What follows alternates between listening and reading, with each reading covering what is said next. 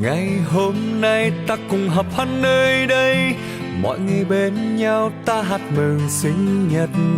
1, 2, 3 ta cùng thôi tắt nên Happy birthday to you.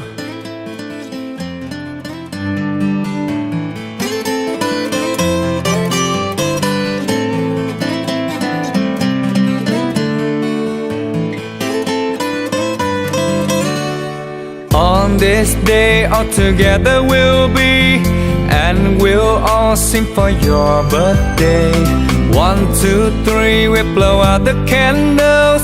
Happy birthday to you. Happy birthday to you. And happy birthday to you.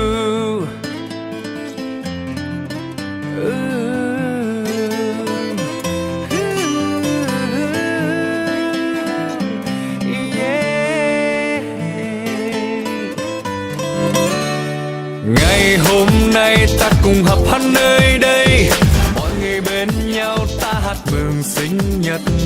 1, 2, 3 ta cùng thôi tắt nên Happy birthday to you. On this day all together we'll be, and we'll all sing for your birthday. 1, 2, 3 we blow out the candles. Happy birthday to you. Happy birthday to you.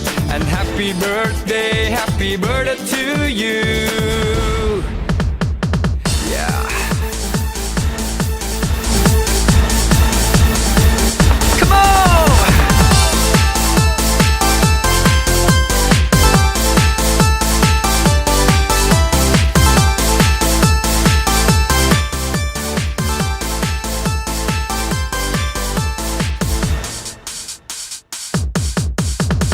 Ngày hôm nay ta cùng họp hắn nơi đây, mọi người bên nhau ta hát mừng sinh nhật. 1, 2, 3 ta cùng thôi tắt nên Happy birthday to you. On this day all together we'll be, and we'll all sing for your birthday. 1, 2, 3 we blow out the candles. Happy birthday to you. Happy birthday to you. And happy birthday to you.